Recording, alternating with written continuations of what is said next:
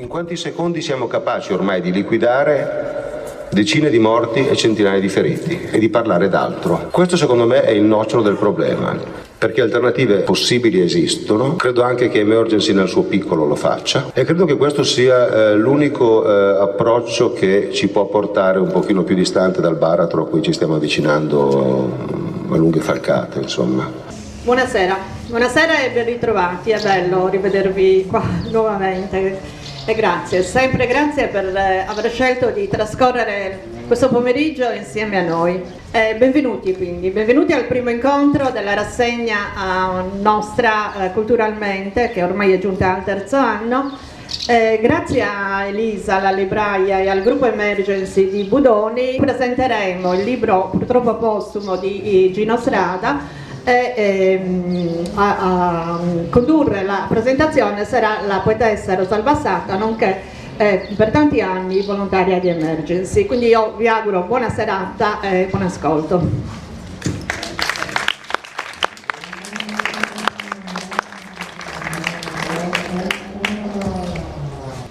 Mi ero seduto al computer tante volte, ma mi sembrava di girare a vuoto, di non avere la giusta ispirazione, o meglio, non trovavo una motivazione sensata per mettere sulla carta quello che mi passava per la testa e finivo per abbandonare quello che avevo scritto senza tanti rimpianti.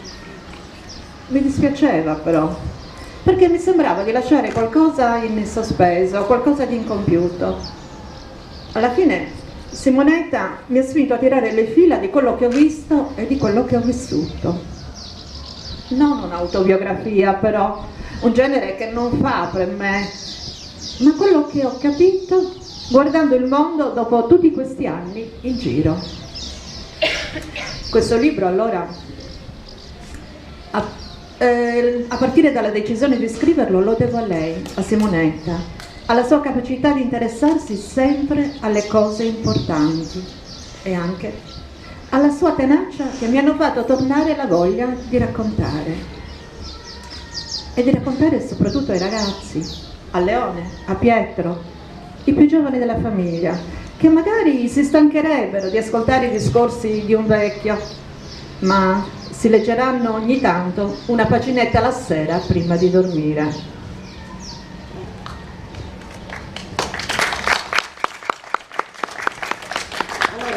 Premessa, generalmente preferisco parlare a braccio, però siccome è necessario dare continuità con le letture che farà Paola, ho preso degli appunti, altrimenti mi conosco, apro 1000 parentesi e non finisce più. Allora, dal mese di febbraio ai primi venti di guerra tra Ucraina e Russia mi sono venuti incontro quasi contemporaneamente 4 volti, i volti di 4 costruttori di pace, volti che oggi non ci sono più. Ho pensato a padre Ernesto Balducci, a Tiziano Terzani, a Gino Strada e a Teresa Sarti. È quasi naturale che accada. Ognuno di noi cerca conforto nelle persone che hanno influenzato positivamente la propria vita, indicando una via, non una via qualunque, ma la via, che è quella che conduce alla pace. Loro hanno saputo farlo in maniera ineccepibile, e non solo a parole, ma con il loro esempio di vita. Più volte ultimamente, e continuo a domandarmelo, mi sono chiesta che cosa avrebbero detto e fatto. È vero che le parole del Papa, di padre Alex Zanottelli, di Don Ciotti, del fisico Carlo Rovelli sono per me, che ripudio la guerra, balsamo e speranza. Ma l'assenza dei 4 costruttori di pace inizialmente citati pesa come un macigno. Andavo a letto triste e mi risvegliavo angosciata, ma non scherzo, mia figlia infatti mi ritroverata, sempre più angosciata, perché non scorgevo e non scorgo ancora oggi nessun tentativo di mediazione, nessuno sforzo per porre fine ad un conflitto che continuerà e causerà sempre più lutti, distruzione, sofferenza e che, se anche dovesse finire domani, ci segnerà per un tempo che non so definire e che non sarà breve. Ci saranno ancora lacrime e sangue, e non solo per la terra ucraina e russa. Poi mi è capitato tra le mani, come dono graditissimo da parte di Elisa, il libro postumo di Gino Strada, Una persona alla volta, ed ho rimesso La speranza a capotavola. È un libro di una attualità che sconcerta, un libro che continua a portare avanti in maniera significativa e forte la voce di Gino Strada, la sua sana e giusta indignazione. Un libro che parla alle coscienze, che ci pone ancora una volta davanti alle nostre responsabilità, che ci interroga sulle priorità da darci come società. A chi come me, come lui e come tanti di noi ripudiano la guerra come mezzo per risolvere le controversie internazionali, un coro assordante di voci risponde: avremmo dovuto accettare che l'invasore distruggesse la nazione invasa? Ecco come risponde Gino Strada ad un interrogativo simile. Se un dittatore opprime il suo popolo, dobbiamo lasciarlo fare? Ma se c'è un genocidio, non dobbiamo intervenire anche ricorrendo alla forza per fermarlo? Potrei continuare con il repertorio di chi si è arreso all'idea della guerra, di chi la difende, la giustifica, di chi la decide e di chi la fa. Queste domande però hanno già ricevuto una risposta. Sappiamo esattamente che cosa è stato fatto finora, quale scelta è stata compiuta, molte volte negli ultimi decenni, e la risposta è sempre la stessa: la guerra. In un paese, l'Afghanistan, si nasconde un terrorista di nome Osama Bin Laden, mandante degli attacchi dell'11 settembre, e quindi si bombarda il paese, si radono al suolo villaggi, lo si occupa militarmente per 20 anni, spendendo miliardi di euro per fare la guerra al terrorismo. Saddam Hussein non è più un alleato affidabile? E allora si inventano le prove che lo identificano come un pericolo, e il segretario USA agita provette per l'esame delle urine al palazzo dell'ONU, spacciandole per armi chimiche. Infine si bombarda l'Iraq e lo si occupa militarmente. Gheddafi in Libia non è più l'amico che fornisce petrolio a mezza Europa? Nessun problema. Si bombarda, si forniscono armi ai suoi nemici, gettando nuova benzina sul fuoco della guerra. Ogni volta la stessa risposta, la stessa scelta. Chi ha diriso il movimento per la pace accusandolo di non sapere offrire alternative non si è mai fermato a riflettere sulle conseguenze delle sue scelte. E allora verrebbe da chiedere: com'è andata con la scelta ripetuta della guerra in tutti questi anni? Come vivono oggi le persone in Afghanistan, in Iraq, in Libia, in Siria e in tutti gli altri luoghi devastati dalle guerre? Che cosa hanno da mangiare? Possono studiare? Ricevono le cure di cui hanno bisogno? Quanti morti hanno dovuto piangere? Quante sofferenze sopportare e quanto orrore hanno dovuto vedere? Non ne ho mai sentito parlare da politici e da militari. La vita, la dignità, la libertà, la sofferenza e la morte delle persone sembrano argomenti minori e anche rispettabili, ma sostanzialmente marginali per chi si sente sulle spalle l'arduo compito di sovrintendere i destini del mondo. Dopo tutti questi anni di guerra, la sola realtà La sola verità inespugnabile è che quello strumento, quella scelta, ancora una volta, non ha funzionato. Non c'è bisogno di avere principi etici intransigenti, né visioni politiche né economiche, per capire che la guerra come strumento non funziona. Basta un minimo di intelligenza, basta solo guardare le cose in modo obiettivo e senza pregiudizi. Chi ricorda la guerra per far finire tutte le guerre del presidente Wilson? Era il 1916. Allora Gino Strada ci pone una domanda non da poco. È possibile un mondo senza guerre? È possibile un mondo senza guerra? La guerra c'è sempre stata, risponde qualcuno, ma il fatto che la storia sia stata segnata da innumerevoli conflitti non dimostra che la guerra sia inevitabile, né che un mondo senza guerre sia destinato a rimanere un sogno. La pratica della guerra è una situazione di fatto, non una necessità. E per cambiare questa situazione di fatto, dobbiamo imparare a pensare in modo diverso. Perché finché resterà una opzione possibile per risolvere le nostre controversie, la guerra continuerà a essere di fatto la prima opzione. Come medico, potrei paragonare la guerra al cancro.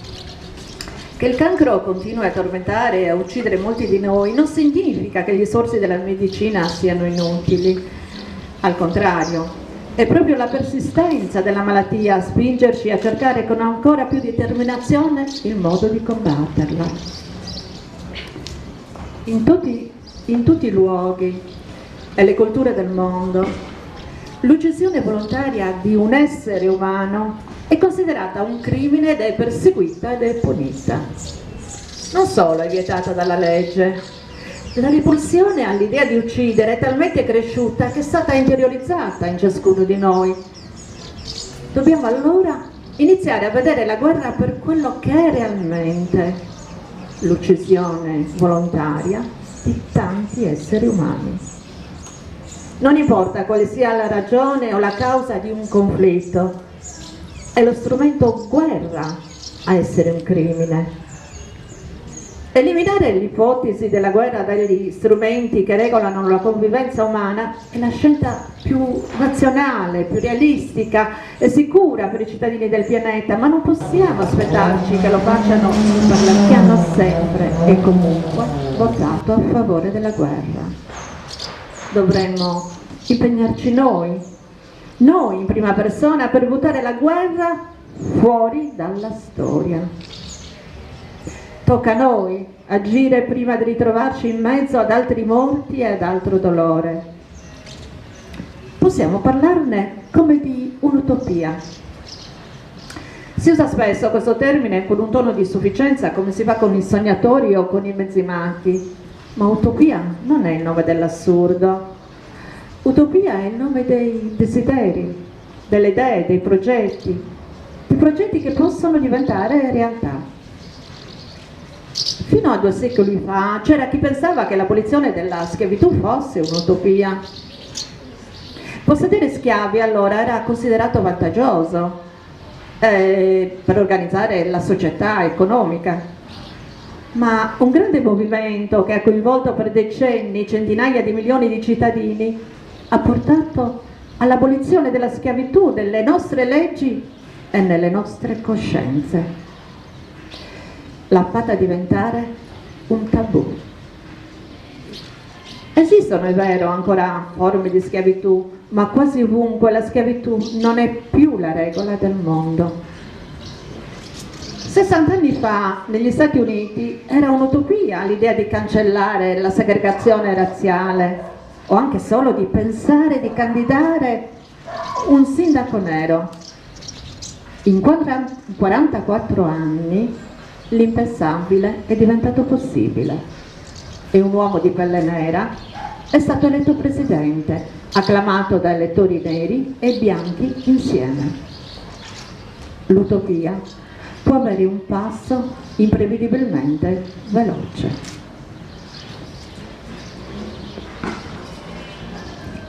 Allora, spesso mi viene, quando vado in crisi, perché vado in crisi, visti i tempi, cerco su YouTube i video di padre Ernesto Balducci. Mi ha cambiato la vita e ogni volta gli acquisto fiducia. In una omelia particolarmente toccante disse: tutto decide la nostra scelta di vita.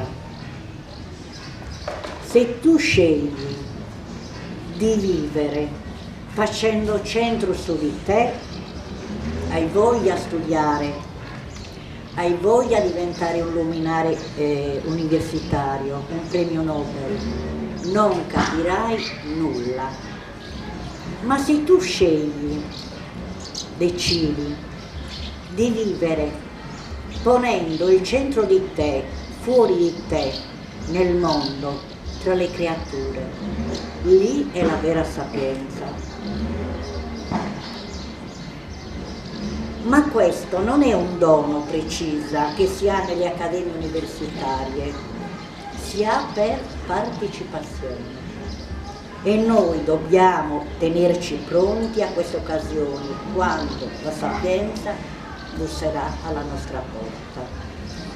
Pensiamoci, tutto decide la nostra scelta di vita.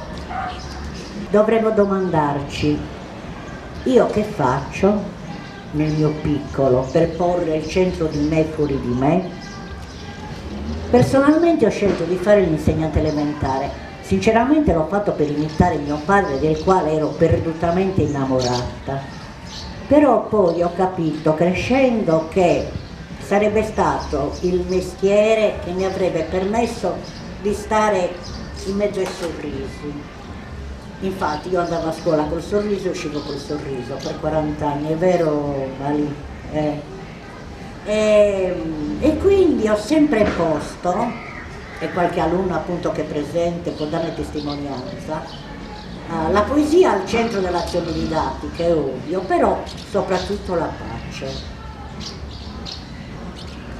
Poi ho fatto per tanti anni la volontaria di Emergency quando ero giovincella, perché adesso affanno, però continuo a scrivere nel mio profilo, nel mio sito, e parlo soprattutto ultimamente di pace. Anzi, avevo lanciato un'iniziativa che non è stata accolta. Chiedevo che proprio all'inizio della guerra, che le varie, perché ho tantissime amicizie, che però chiedevo che ognuno mettesse una frase al giorno vicino strada, no? Visto che lui non c'è, sarebbe stato secondo me potente come discorso, l'ha fatto soltanto qualcuno.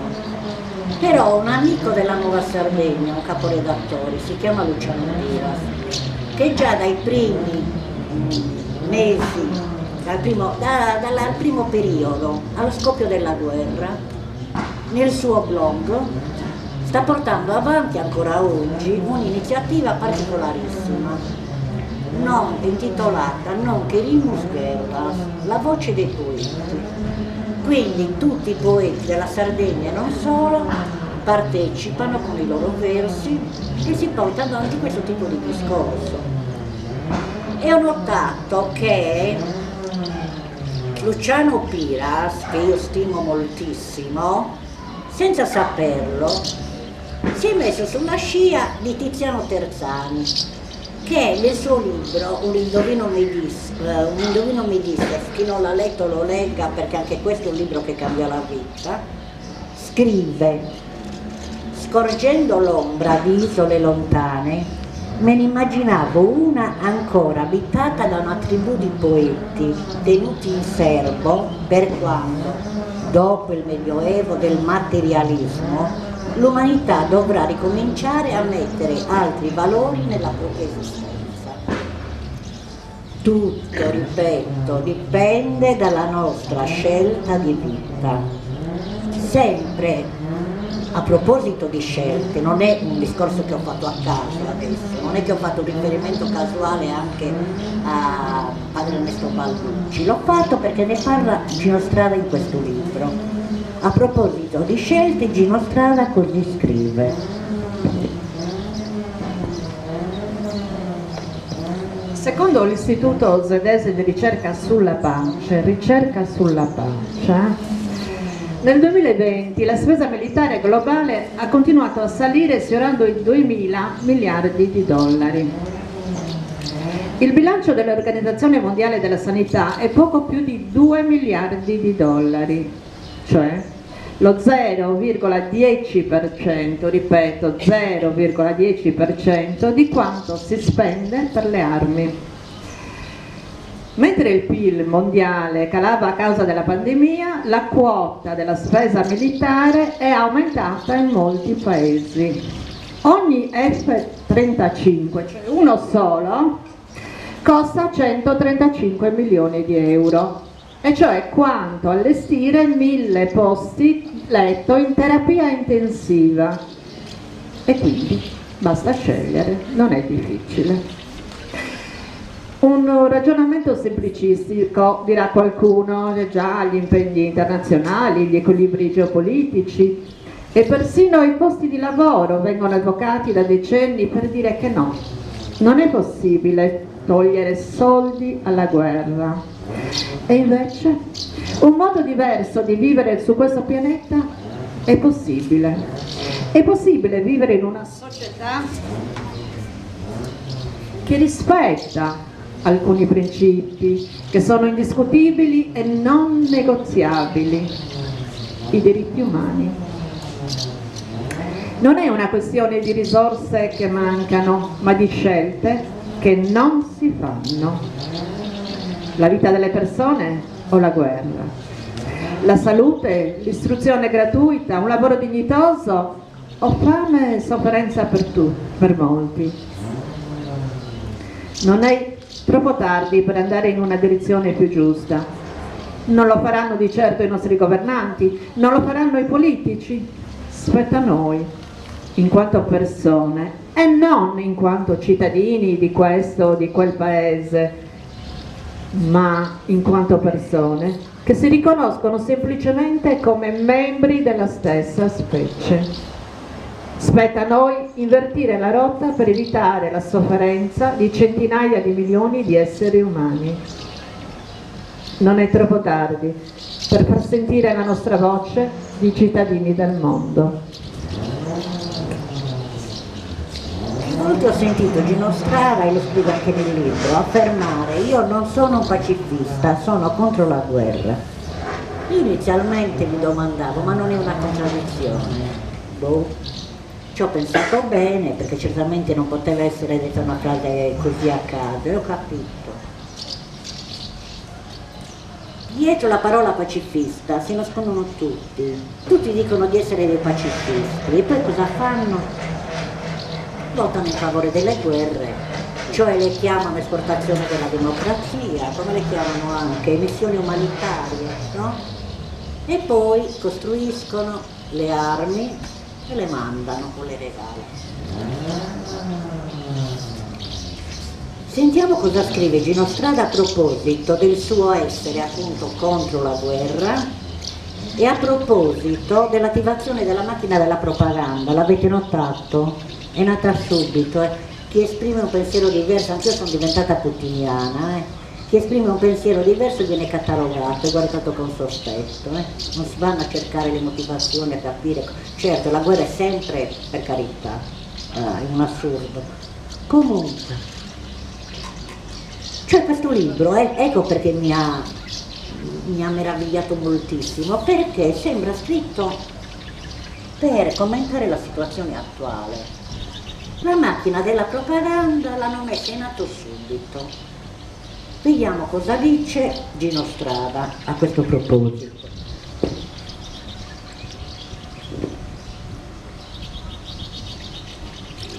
Allora, il 7 ottobre del 2001 è stato il giorno in cui ho capito di non essere pacifista, ma di essere semplicemente contro la guerra.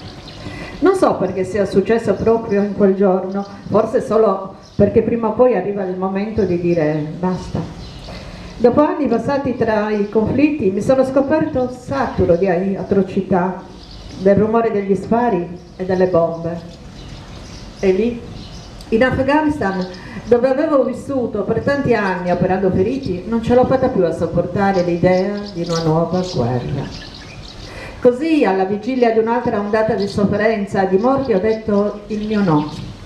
Basta con la guerra, basta uccidere, mutilare, infliggere atroci sofferenze ad altri esseri umani. Così, tutta Emergency si era mobilitata subito insieme alle altre organizzazioni per impedire la partecipazione dell'Italia alla missione militare in Afghanistan. Uno schiaffo alla Costituzione e a qualunque logica. Avevamo fatto manifestazioni e appelli, avevamo diffuso un segno di riconoscimento per rendere visibile il dissenso di chi non si sentiva rappresentato dalla votazione scellerata del Parlamento italiano. La macchina della propaganda però si era già attivata in favore della lotta al terrorismo, sostenendo con grande disinvoltura la necessità di fare giustizia e difendere i diritti umani senza badare tanto al fatto che la guerra è essa stessa terrorismo legittimato.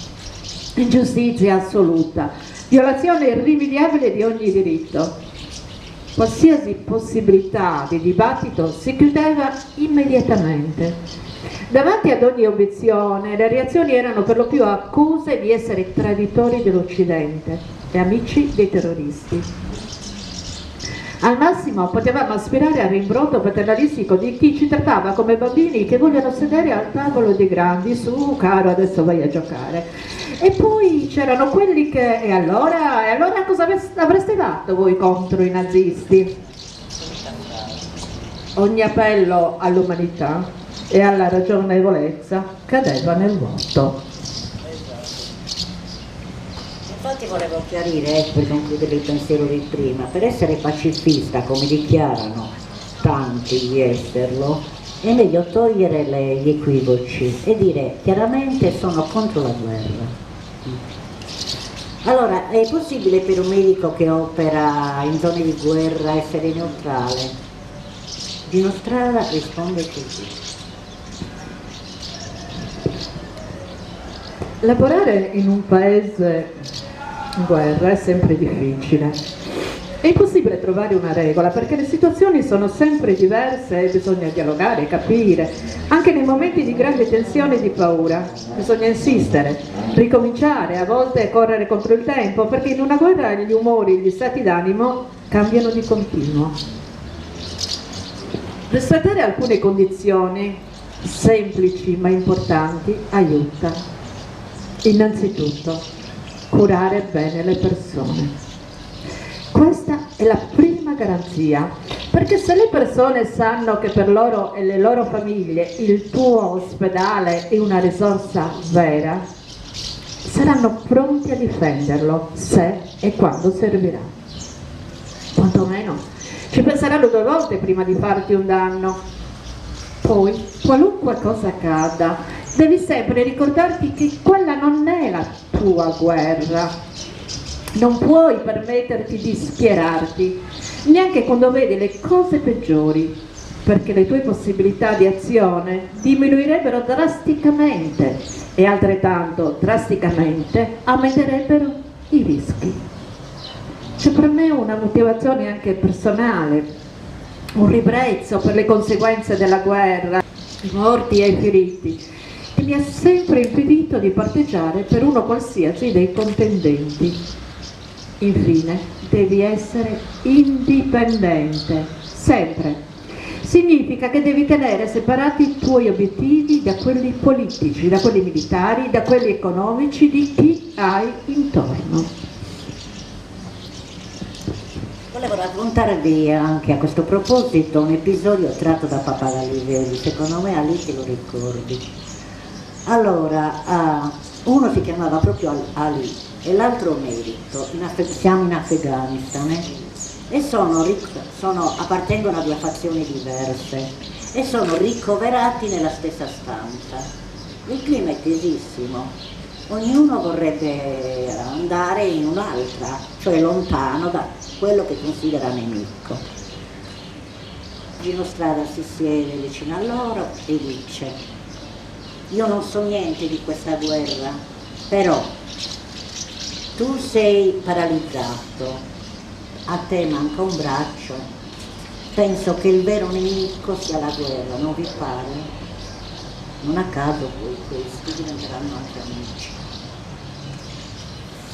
Allora, bellissima questa parte del libro dove Gino Strada immagina di dare, se fossi stata ancora a scuola avrei chiesto ai miei alunni, disegna il volto della guerra, avrei chiesto. Se lo chiede anche Gino Strada, si chiede: la guerra può avere un volto? Ecco cosa risponde. La guerra per me ha sempre avuto la faccia di un uomo stravolto dalla sofferenza, il rosso caldo del sangue e la puzza di bruciato. Così mi si è presentato più o meno in tutti i posti dove sono andato a curare le vittime. Cambiavano i tratti somatici, la lingua, ma le urla di dolore e l'angoscia erano sempre le stesse. La guerra, ritratto di Guernica, svisi sfigurati dalla disperazione, paura, corpi straziati, la madre che tiene il figlio senza vita tra le braccia e maledice il mondo. Quante donne ho visto abbandonarsi alla disperazione per un figlio ucciso. La guerra però può avere anche l'aspetto appena accudito di un prato all'inglese, disseminato di migliaia di croci bianche. Allora, le cose da dire sarebbero tante, ma non si può. Però è necessario ricordare quello che ci ricordava sempre Gino Strada, e cioè che il 90% delle vittime sono civili. La gente si meraviglia oggi, hanno ucciso 6 civili. Il 90% delle vittime sono civili, è sempre stato così. Ecco, per questo bisognerebbe evitare di utilizzare lo strumento guerra.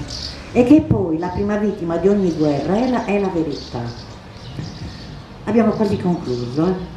La postfazione è di Simonetta Gola, seconda moglie di Gino Strada, curatrice del libro. Bellissima questa sua considerazione, mi ci sono ritrovata anch'io quando ho messo mano al libro di mio padre postumo.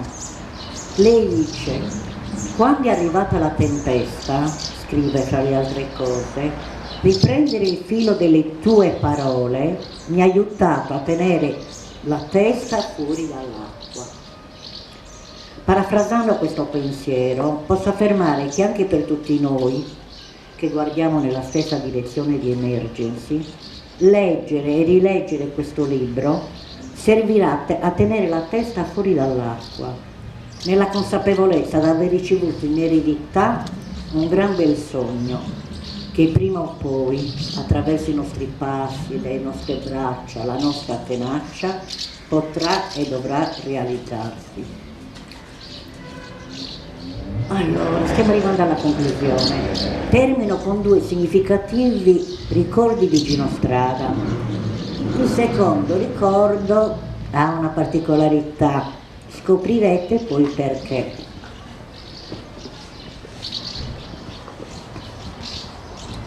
Una sera mio padre mi raccontò una storia che per me è ancora la storia della guerra nella mia città. Il 20 ottobre 1944 un bombardiere americano scaricò 80 tonnellate di esplosivo sul quartiere di Corla, poco distante da Sesto. L'obiettivo era per l'appunto la Breda, la fabbrica dove lavorava il padre. Ma ci fu un errore di trascrizione o di interpretazione delle coordinate in codice e quando il pilota si accorse di non poter riprendere la direzione giusta, aveva già tutte le bombe innescate. Invece di scaricarle nelle campagne della Bassa, decise di lanciarle lì, in un quartiere abitato. Una delle bombe colpì la scuola elementare Francesco Crispi. Morirono 184 bambini, 14 insegnanti, la direttrice, 4 bidelli, un'infermiera. 614 morti in un quartiere. Anni dopo, mentre ero in Afghanistan, un mattino arrivò in ospedale un'intera classe, 23 bambini fra i 10 e i 12 anni. Venivano da Sirovi, a un'ottantina di chilometri da Kabul. Un razzo era caduto sulla loro scuola, ma nella violenza brutale dell'esplosione erano stati più fortunati. Erano feriti, ma vivi, tutti tranne uno. La guerra non guarda mai in faccia a nessuno. Mio padre mi parlava ancora, come 40 anni prima. Allora, quando Teresa e Gino vennero a trovarci in classe, le foto sono un breve riassunto,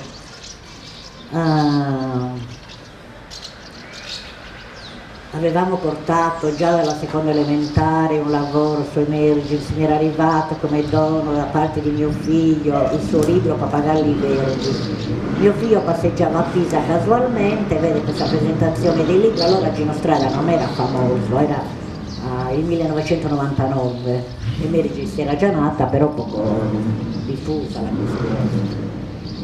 E questo libro mi prese moltissimo e quindi cominciai a leggere, seconda elementare, e vabbè, erano già abituati a Neruda, a Garcia Lorca, i miei alunni.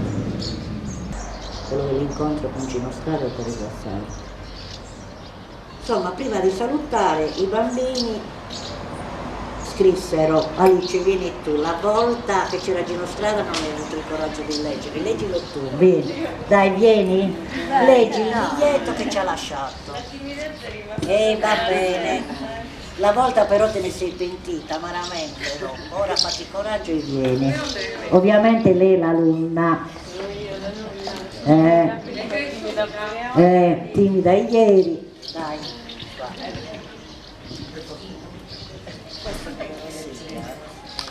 No, questo è quello che ci ha scritto Gino Strada. Grazie per averci ospitato nella vostra classe. Capire la guerra è molto facile. Questa mattina voi eravate in 23, proprio come i bambini bombardati nella loro scuola a Siropi. Quanta umanità fa perdere la guerra. Grazie di esserci, Teresa e Gino. Budoni, 20 settembre 2002. Allora, praticamente abbiamo concluso, sì, grazie Ali. Praticamente abbiamo concluso, però prima di terminare tutto io devo ringraziare non soltanto tutti i presenti, grazie mille davvero, ma soprattutto io ce l'ho questo, no? Che per alcune persone sento un'empatia particolare. Peppino Canneddu, il più presente è Peppino Canneddu, che è sempre presente nei momenti che contano. Ci siamo, grazie Peppino e grazie a tutti.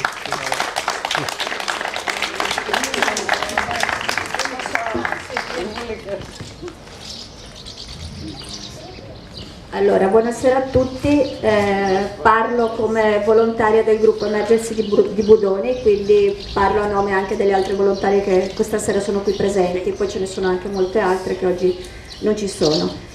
Volevamo chiaramente fare un ringraziamento alla biblioteca e a maestra Rosalba che ci hanno dato l'opportunità di essere qui questa sera per presentare un libro a noi carissimo, a noi volontari soprattutto molto caro, perché leggere questo libro per noi che abbiamo conosciuto Gino Strada è come averlo vicino e sentirlo sempre parlare e darci i suoi consigli. Vi consiglio di leggerlo perché è veramente molto interessante. Il ricavato di questo libro va ad Emergency e quindi noi come volontari siamo qui anche per quello.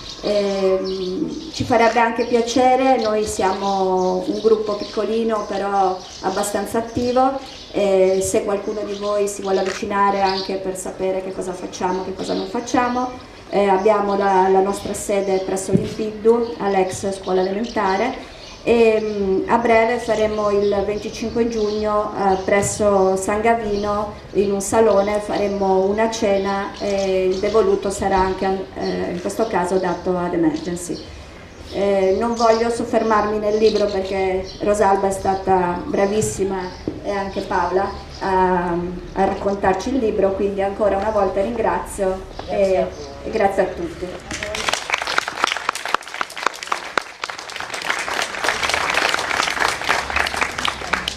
Io credo che invece convenga continuare a riflettere sui morti e i feriti, perché credo che siano l'unico contenuto della guerra. Del resto, cioè di quale regime sostituirà il regime precedente, di chi sarà il vincitore di turno, almeno per qualche istante o per qualche mese, non ci trovo grande fascino a discuterne, non mi interessa neanche molto. Quello che mi sembra importante è che incominciamo tutti quanti a cercare di pensare e di confrontarci per vedere se per caso tutto quello che abbiamo dato per scontato su questo argomento della guerra non sia suscettibile di essere rimesso e rivisto e non si riesca invece magari a disegnare anche alternative possibili. Perché alternative possibili esistono, io credo, esistono già oggi, sono praticabili, sono sperimentabili. Credo anche che Emergency nel suo piccolo lo faccia. E credo che questo sia l'unico approccio che ci può portare un pochino più distante dal baratro a cui ci stiamo avvicinando a lunghe falcate, insomma. Nel mio sogno non c'è l'arsura di denaro, la voglia di apparire, il diamante nel dito, l'accumulo di tutto.